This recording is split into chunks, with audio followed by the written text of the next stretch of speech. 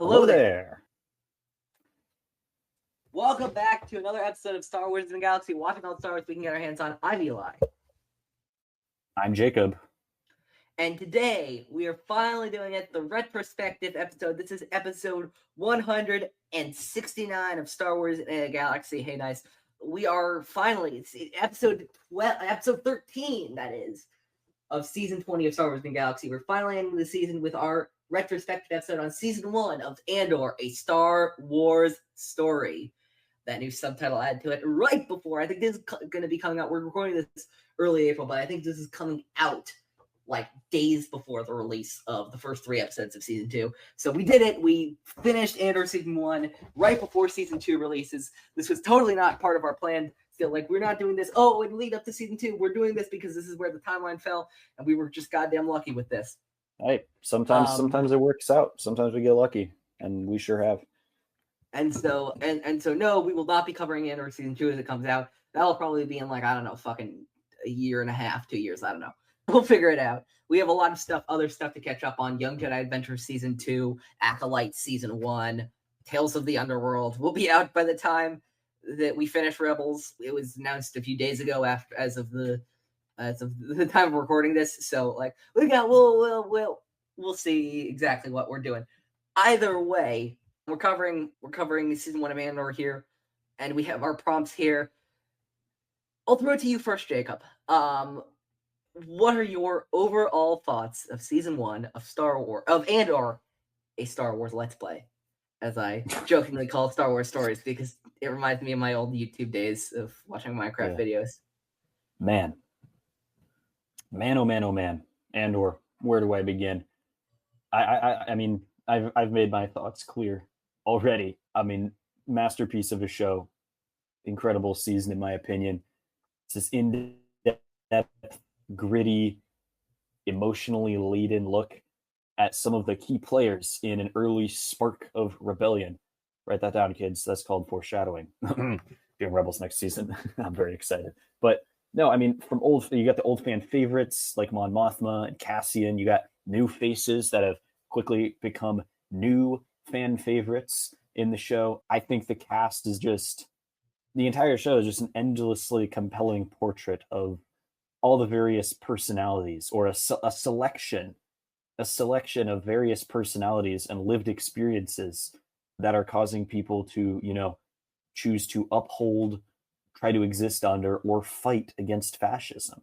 And I just think that every episode, the first 2 episodes are a bit of a slow burn. I'll give you that. That might be the one thing where I think realistically the show, I would say, has room for improvement. I can imagine someone who maybe, who's maybe not as involved in Star Wars, maybe isn't keeping up as much, more of a casual fan, saying, oh, here's this, or I've heard people say this is good, throw it on and kind of feel a little bit lost or a little bit bored in those first couple of episodes. I don't know. They're still really good though. And the dialogue is so crisp and tight. There's hardly a moment that doesn't feel like the show doesn't feel just on a razor's edge. It's so enjoyable for me, and I really have loved, rewatching it again and getting to break it down and discuss it. But I know you have more complicated feelings about the show that have been evolving and changing before our very eyes. So Eli, let's. I'm going to review my Letterboxd. I want to read my Letterboxd style review that I wrote for this series, like that I usually do when I watch a movie or something like that. But yeah, I just want to. And is this from when it came out or from recently? This is from, like, I wrote this yesterday. Oh, okay, nice. I wrote this yesterday. Yeah, no, I wrote this yesterday. An incredibly well-constructed political action that says filler. I think that's supposed to say filled. Incredibly well-constructed political action filled with fantastic dialogue, acting and direction that just isn't, and I'm pretty sure will never be, exactly my thing. Separated into arcs that only get better in quality over the season until dipping a little bit with the final arc. Tony Gilroy, his brother Dan, and Beau Willimon especially have a knack for writing dialogue filled with intrigue, double meanings, and tension. as well as these grandiose, verbose, yet realistic speeches, see Luthen, Saw, Nemec's Manifesto, Marva, that are occasionally released into the wild with regard to whatever or whoever is in their way. And it always hits. However, a lot of the smaller exchanges, especially between those with some kind of intimacy, Cassian and Marva, Cyril and Edie, Vel and Cinta, Luthen and Clea, etc., shine in their own ways as well. The dialogue and writing in general is, in my opinion, the greatest strength of the show. Second only to that is the wonderful acting. The Data Luna gets to add so many fascinating layers to the already complex character of Cassian Andor in this, and it's so clear how much this role means to him. Genevieve O'Reilly also adds a shit ton to the character of Mon Mothma that contribute to her being my favorite character in the show, see below. And then there are these new characters that are also incredibly well acted. I'm thinking specifically of Stellan Skarsgård, incredibly enigmatic performances with the Rail, Adria Arjona's nuanced emotional performance of Bix Colleen, and Faye Marseille's surprising, at least to me, breakout performance as Vel Sartha. Tons of great acting in this show all around. I will say that there is some story stuff, especially with the Kenari subplot not being returned to, that doesn't completely add up to me. There is a complete lack, which I say, but not complete, of pulp and weirdness, which is absolutely committed choice, and they commit to it well, but I always gravitate towards that stuff in Star Wars, so it shouldn't be surprising when I say I miss it. That's the end of my notes, but I will just say, yeah, no, this show is very good. My opinion, like a lot of things within a galaxy when we watch it, has improved of this show. It's never going to be what I go to with Star Wars. It's never going to be a casual watch of Star Wars, as many of the darker things aren't. Although there's a lot of darker stuff in Star Wars, see Last Jedi, see Empire Strikes Back, that I like more than this. It's still towards the bottom of my live-action TV show rankings. I think I might like I'm one of the rare people who, there were a lot of people when Skeleton Crew was coming out that were like, this is fantastic. And I'm like, yeah, this was good. I think I like Andor more than Skeleton Crew as a whole. I don't think Skeleton Crew is bad by any stretch of the imagination, but there's no other live-action show that I can confidently say pound for pound that I like Andor better than. It's always like Mandalorian's weird because it has some really high highs for me, and then some stuff that I'm just not as into. But averaging out, I think it still averages better than Andor. But the other shows for me, and again, a lot of this stuff is apples to oranges. Because comparing the Book of Boba Fett and comparing Andor is just, you can't really do that. They're just two completely different entities. Same thing with Ahsoka, same thing with the Acolyte, all that kind of stuff. But as they're the same looking form-wise, I understand why people do that. But it's very well constructed. It's very well done. It just has the unfortunate quote unquote flaw, as I would say, of just not being my thing. Fair enough, man. I respect it. Stuff in Star Wars is just I like the pulp, I like the weirdness, I love the Force stuff. Yeah. No, I get it. Yeah. We like what we like. Narkina 5 is fantastic. The Narkina 5 arc is great. And I think there's a chance, and I think there's a good chance, honestly, that I will like the season 2 more than I like season 1. And I'm excited for season 2. I really am. I've tried so hard, I've had a difficult journey with the discourse of the show and all that kind of stuff. There are various accounts I may or may not have created through various discussions I may or may not have had with friends of the show. My lips are sealed. They don't need to be. So, but either way, the point being is I don't hold malice towards the show. I don't. And I've tried to not let this affect the show in general. Yeah. With varying results, I'll say that. But I appreciate the perspective that you bring, and at no point do I feel like you've been unfair or nitpicky or persnickety. So I don't, from my perspective, let me say it's been a pleasure. I think it's just because of the pace and this is not really an Andor thing as much as it's it's partly an Andor thing and partly also a doing one episode sort of thing. God, I'm so happy to be done with this and getting onto Rebels. I really am. Mm-hmm. I can only take so much Andor at a time, and I'm so excited to go to Rebels. Yeah. I'm so excited to get the pulp and weirdness back. For me, I'll just say being someone who really does, Andor is one of my very favorite Star Wars shows, Star Wars You're eating projects this in year. general. You're eating well this I'm year. eating this year. This is a good year for me. Might be one of the only people it's a good year for, at least within Star Wars. Might be. But I will say, if there's one thing that can, if there's one thing that can, soothe the post Andor letdown and fill the Cassian shaped hole in my heart, it is a little freighter called the Ghost and her crackerjack team of rebels who've chosen to be a family. So I will say I'm looking forward to that.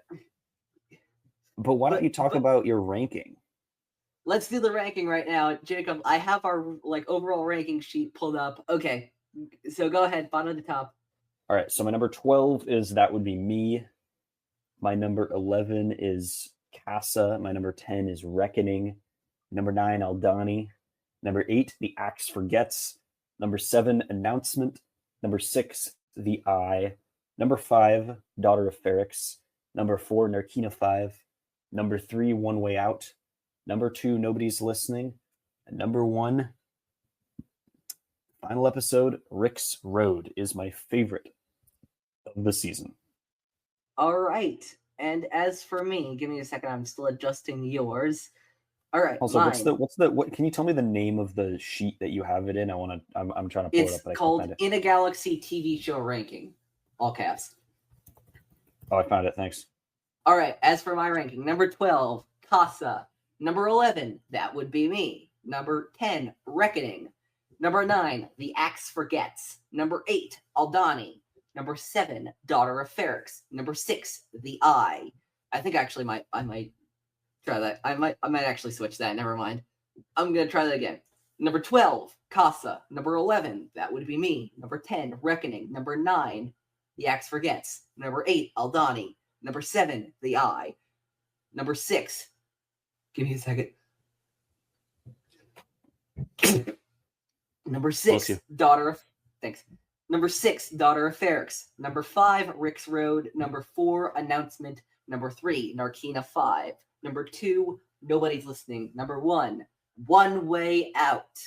So... This might be the most similar set of lists this is very similar between the two of us. This is insane how similar it is. Like, the biggest difference is I have Rick's Road at 1 and you have it at 5. Besides that, pretty much the first arc at the bottom, single one, like the same spot, like one first arc at the bottom, and then it slightly out of order. Then the Aldani arc right above it, slightly out of order.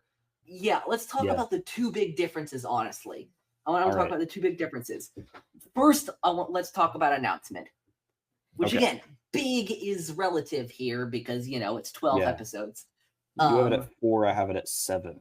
Yeah. Let me hear your take on that. What's your take on that?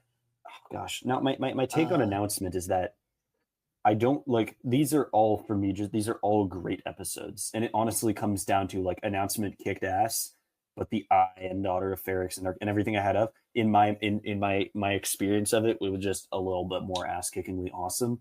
But that being said, I think that it being sort of the transitionary episode, if I recall, that doesn't quite fit into either of the arcs before and after it. I think that both is beneficial for it in that the story can move and flow in a different way and explore some different possibilities, but it's also detrimental, I think, just in that it I don't know, I can't even say why it's slower. It's not, there's no fault I find with it. I just enjoy these other episodes a little bit more. But I mean,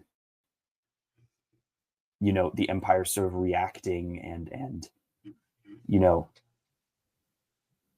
contracting and lashing out after the Aldani heist, and sort of like the dominoes really starting to fall, the ball really starting to roll towards the conclusion of the show, politically. It's great. It's great TV. It's fantastic Star Wars. It's a great episode. I enjoy it a lot. I just have it at number 7 because I like all these episodes so much. Because there are 6 above it. Yeah. Now, for me, Announcement, I really love. This is going to be a thing you hear about this episode, which is that I think, I said in my review the biggest strength was the dialogue. I lied.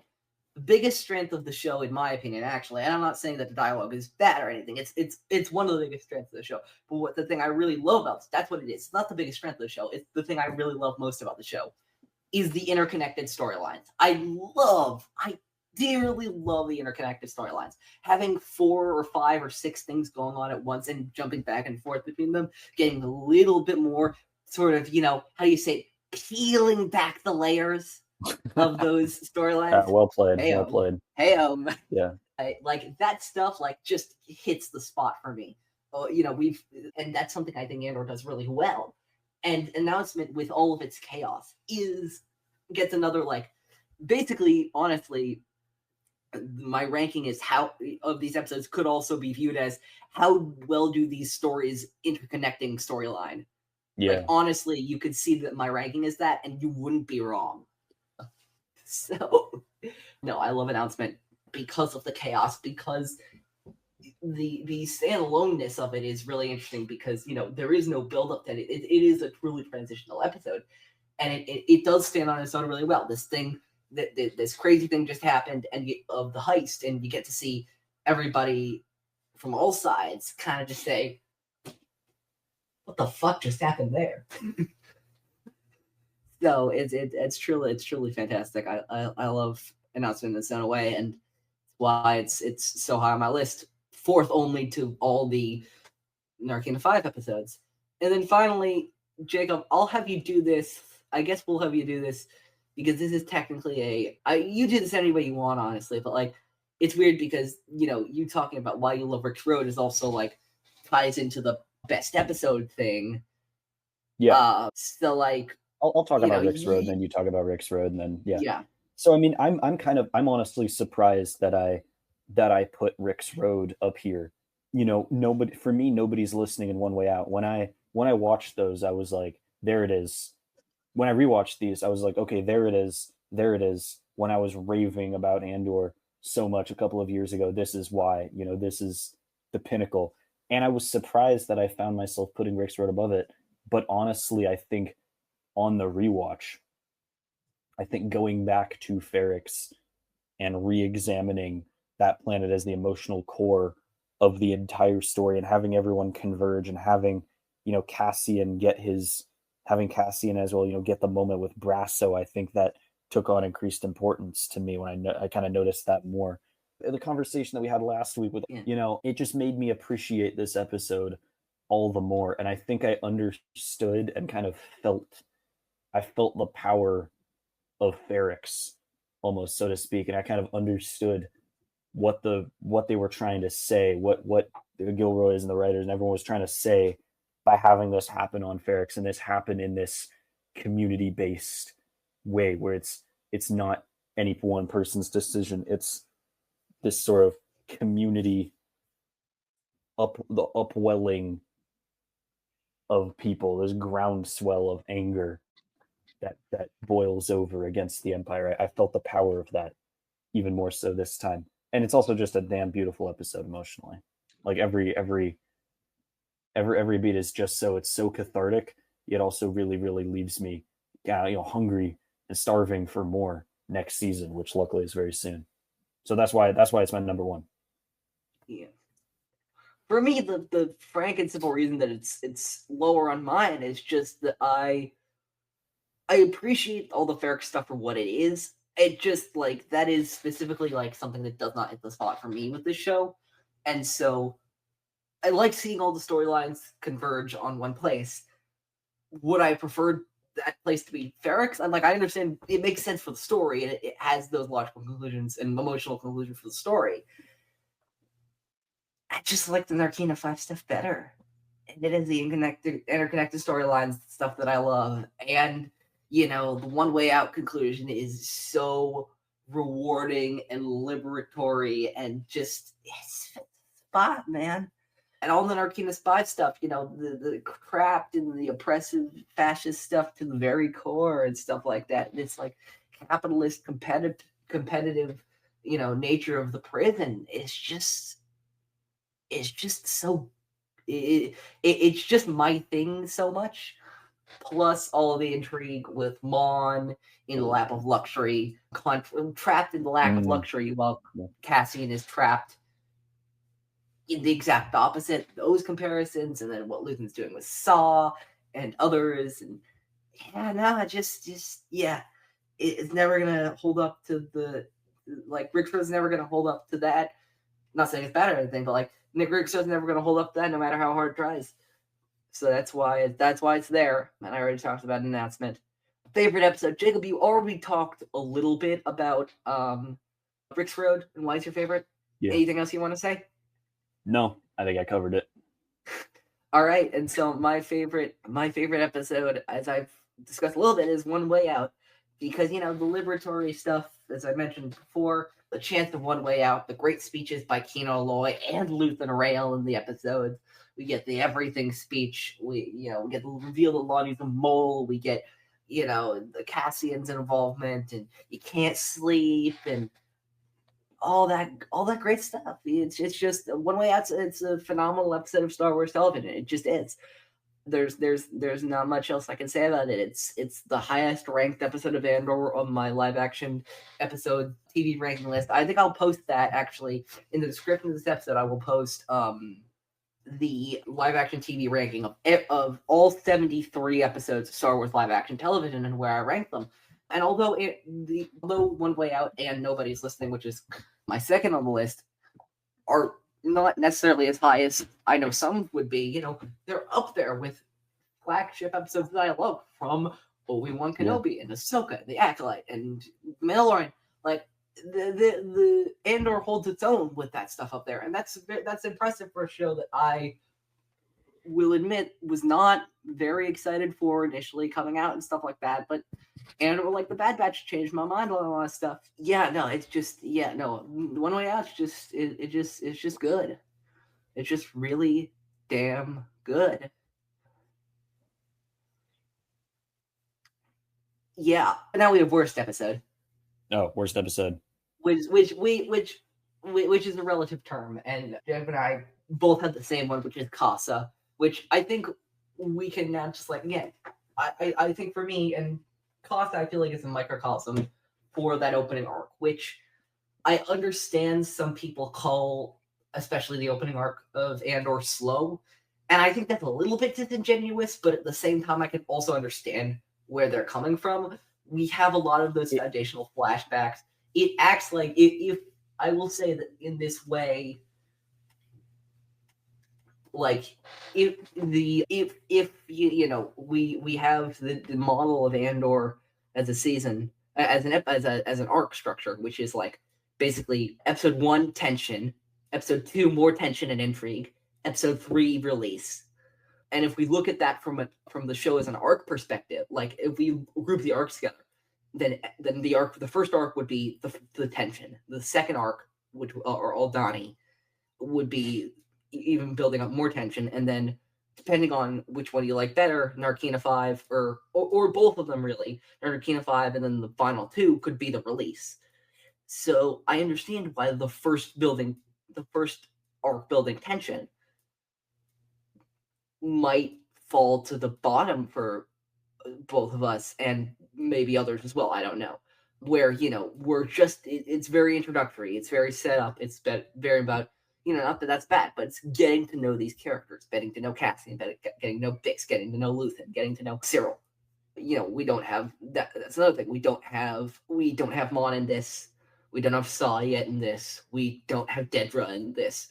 We don't have Vel or Cinta. There are many foundational characters of the show that just aren't here yet, and they will get introduced in due time. But yeah, do you have anything else to say about Casa or the first arc and why? Not really. I think yours. None of it is unnecessary, in my opinion. No. But it does chug along at times. It's a slow burn. It's more of a smolder sometimes. And I think, in comparison with, what kind of happened, everything that is to come, in the, last 9 episodes, it's not quite as much of a thrill ride, but by no means is it poor watching experience. No, it's just not. It sets us up. it sets us up. I'm not going to drag it. It is what it is. Yeah. It is what it is. Yeah, no, absolutely not. Yeah, it's Best character. Yeah, no, I was just gonna say it. Yeah, no, I think we settled. We're gonna stay on that, but yeah, no, it's very much the build up. Yeah, best character. Go ahead. Or characters. I mean all of them. I can't Oh. choose in this show. That being said, there's one that I have a little soft spot that I want to I want to talk about for a second.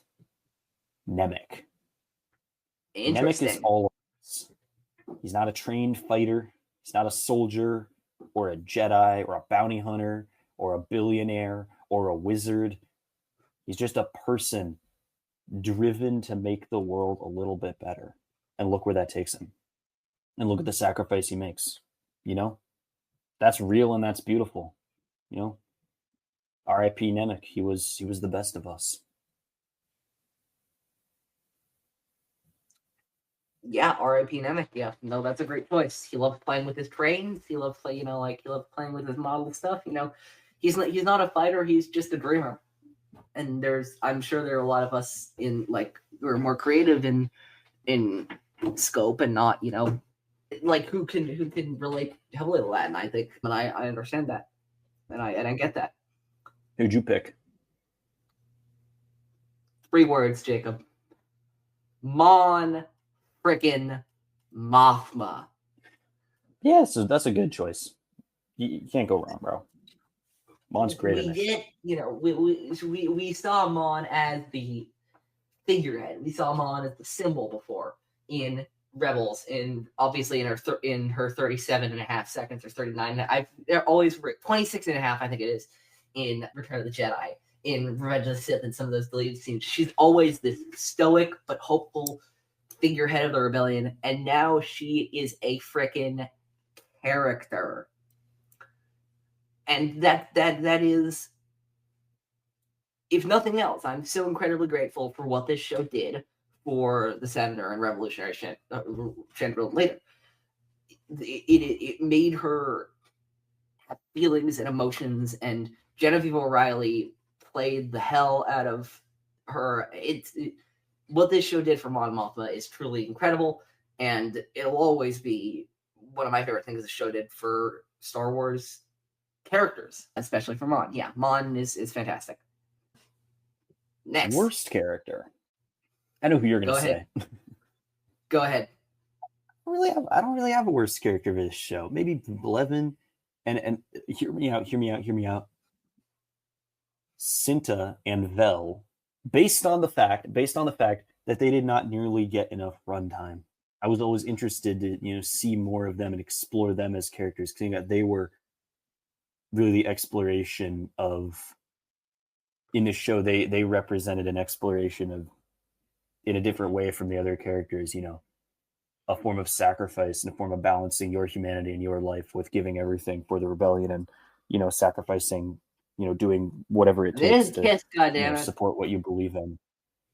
They didn't kiss, that's true. Maybe next season, hopefully.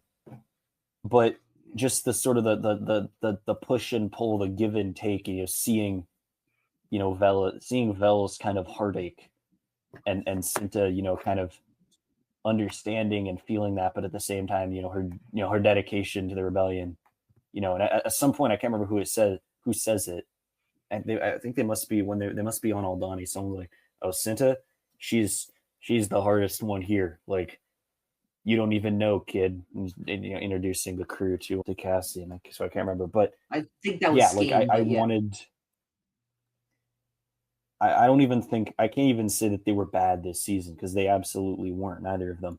But I did want a little bit more in that regards. I thought there was some exploration.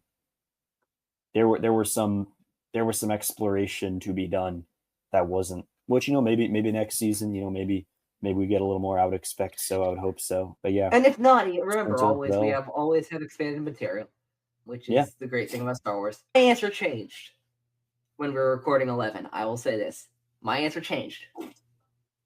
My answer was originally Perrin, because fuck that guy. But you know what? There's somebody in this season who sucks even harder than Perrin. And so I think gotta we live my know. truth here. And I gotta live my truth here. Let it all out, Eli. Just let it in safe Fuck space, Edie man. Karn. Fuck Edie Karn. Oh, not who I thought. Okay. Oh, a Edie twist. Karn can eat shit. I love how Catherine Damn. Hunter portrays her. I hate Edie Karn so much. Truly. She's a fascist bootlicker. She's not like she all she does is, you know, belittle this guy. Again, I'm not saying like poor Cyril or anything like that. She's an I'm not awful saying mother. Let's be I'm not honest. saying She's that he doesn't such a dick to deserve her it to a son. I'm not saying he doesn't deserve it to an extent, but literally all she does in the series is talk shit about other people. I just can't stand her. I just cannot stand. Again, nothing to do with the actress. I love Catherine Hunter as Oh, yeah. this and as other roles, but like Yeah. cannot stand the character of Edie Karn. Yeah. Cannot. I think that's the sign that very I think that's disappointed. a sign that Catherine Hunter did a good job. You know? Yeah. Oh, absolutely. 100%. That you're just like, yeah. oh, this person, this woman, please Yeah. stop shitting on your own son, shitting on your family. What do you do? Like, oh my god. It's just like, damn, I feel bad for Cyril. I really do. I feel there's a bad clip for from him. like He's there's a pitiful, clip and this from is Family why. Guy. There's a clip from Family Guy where Stewie is like shitting on something, and his brother Chris just goes, "Why are you so fucking negative all the time?" And that I've is seen exactly that clip. I've seen it. Yeah. And that is exactly how I feel about Edie. That is exactly how I feel about Edie. Yeah. Coolest new thing you've noticed from the rewatch? Gosh. I gotta live my truth here. Because it's not fun. But I honestly think that the way that a lot of the emotional moments of Andor, you know, particularly Nemec and what he's experiencing and how he's processing everything that's happening, I really am surprised by how well some parts of the story map onto my sort of experience of what is currently happening in our country. It's not happy, but there it is. I think when Nemec says the pace of repression outstrips our ability to understand it, that kind of hits home, you know? The idea of they want to make you feel like there's no hope. They'll make you feel alone, isolated, you know? Yeah, no, it's powerful. That's what it is. I didn't think I'd be. Yeah. What have you got? Maybe you've got something lighter. I don't know. Mine is just me being a broken record. Yeah, no, mine is. I'm gonna be a broken record about this, which is how much I love the interconnected storylines. Like there's so much discourse online, and I'm not gonna get too much into it. Like, oh, I wish all Star Wars shows were written by like Andor. I wish all Star Wars shows X. I wish all Star Wars shows Y. The only thing I want other shows to take from Andor, really, the only thing I'd like other Star Wars shows to take from Andor is the interconnected storylines. Book of Boba Fett gets into it a little bit at the end. Ahsoka gets into it at the end a little bit too. The Acolyte dabbles a little bit, but like all these different stories relating to the same thing or the same people or the same events. Love that shit. I really do. I can't get enough of it. Yeah, it is great. It is absolutely great. Yeah. Make it dramatic. Love it. Yeah. Finally, favorite planet. I think for me, it's Ferrix. You know, I know it's the emotional heart of the story. It is the fulcrum. It starts off as the place where, at least for me, it kind of started off when we first were on Ferrix. It was like the place where the audience wants to get away from. I feel like, leaving Ferrix it's that moment in the show where leaving Ferrix represents, or will represent, and does represent, the call to action and, really getting the ball rolling and the dominoes are starting to fall, and so to speak. But I think at the very heart of Cassian's adventure is his relationship to Marva, and that is kind of defined by Marva's relationship to Ferrix, that she doesn't want to leave. And I think, when I finished watching the show, that I picture Ferrix when I think about Andor. I don't, despite how much I adore the Narkina 5 arc, despite everything that, like, the unbelievable mind-blowing TV that we see take place on Aldhani. Like it's Ferrex, and I think it's because of that. It's because of the last episode. It's because of the funeral, and yeah. So Ferrex. Fascinating. Yeah, no, I chose Narkina 5. Obviously we spend time in a human / we don't know exactly what species constructed the prison, but we in an artificial facility on that planet. But even so, we saw Dewey and Freedy living their lives on the rocks, afterwards. I'd love to see more of that planet post-Empire, pre-Empire, during the Empire, more of the penitentiary, all that kind of stuff. Yeah, my favorite episodes take place mostly there. Yeah, does that have something to do with it? Yes, of course it does. But yeah, no, I love Narkina 5, and yeah, for all those reasons. And is there anything else you want to get to, or should I talk about the future of Star Wars in a Galaxy, as far as we know? Which is always in motion. The future is, but Eli can predict it. Sort of, maybe. You can dictate it for us. We'll figure this out. So yeah, there is going to be a special episode coming out next week. We know that, like we do when we finish the season. There is going to be a special episode out next week. What it's going to be? TBD on what it is. TBD. I might go back and record. Hey everyone, Future Eli here. I can tell you not only what next week's special episode is, but the following week, because we've already recorded both of them. Next week, we will be releasing our special episode where Jacob and I did a Character Appreciation Day, returning to that format, for my personal favorite Star Wars character, Grand Master Yoda. The week after, we had the privilege of recording with our friend from the Bombad cast, Jerry the Canon Junkie, doing our 6th tier list episode. We had a lot of fun doing that. So keep an eye out for those in the next 2 weeks. After that, of course, we are going to be starting season 21 of Star Wars in a Galaxy, which will be about half the length of this season. Don't worry, we're not going to do a 13 episode season for a while. We're going to be doing normally 3 episodes of Rebels per episode to get us to around to that 60-minute time slot again. Yeah, tons of guests we're going to be having on. We're excited. We haven't confirmed any of them next. We haven't confirmed anyone next, but I have, let's see, on like speculatively, let's see how many names I have, like prospective guests that we want to have on. Let's see, I have 6 so far that I have penciled in, like that I've like, hey, I'd love to have this X or Y person on for this. And that's, I think, just barely scratching the surface, honestly. I really do think that is just scratching the surface. Yeah, no, there's a lot of great stuff coming to Star Wars in a Galaxy soon. Once Jacob gets back to the United States, I think In a Galaxy will pick back up again. We've been a bit sporadic, and recordings have been a bit chaotic, to say the least.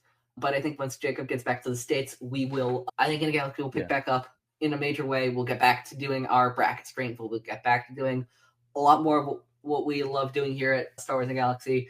And yeah, I can't say a lot about the future just because we're still trying to figure it out. But yeah, we're planning on, that's the other thing that we mentioned this in previous episodes, but I want to reiterate this. We did the Clone Wars 7 season 3, it took us years to do that shit. Yeah. So we were in a Clone without Wars breaks. for a while. Without breaks. Yeah. And we intend to do the exact same thing for Rebels. We did Bad Batch with breaks, which again, that show is still coming out, so like I get it. We tend to do Rebels without breaks. So we're not going to be doing any other stuff in that era, like Andor Season 2, like Vader Immortal, like any of that other stuff that is within the era. We will do that stuff. Don't worry, we will do that stuff. But it will not be before we've completed Rebels. But yeah, we intend to... So seasons 21, 22, 23, and 24 of Star Wars in the Galaxy will all be Star Wars Rebels. That's just how it's going to be. And we're very excited about that. Yeah, upon our current schedule, we'll probably be finished with Star Wars Rebels. Again, we don't know exactly, but I guess we'd probably be finished with Star Wars Rebels around mid-2026. But that's, again, a complete rough estimate. So yeah, we're very excited about the future of Star Wars in the Galaxy. Yes, we are. I think that's gonna be it for this episode of Star Wars in the Galaxy. Until then, you can listen to us everywhere, Apple Podcasts, Spotify, wherever you listen to podcasts, we will be there. If not, email us at swinagalaxy@gmail.com. Epic Confrontation should be out, hopefully, by now. God, I hope. Jared the Dark Jedi versus Scotty the Survivor Holiday. So hope you all are enjoying Epic Confrontation. We got some great stuff for the future of Epic Confrontations. You can follow this show at galaxypod.bsky.social and BlueSky, which is mainly where we are right now. You can follow me at my link tree, linktr.ee/_OGfan327. And in the meantime, all there's left to say is may the force be with you. Always. Always.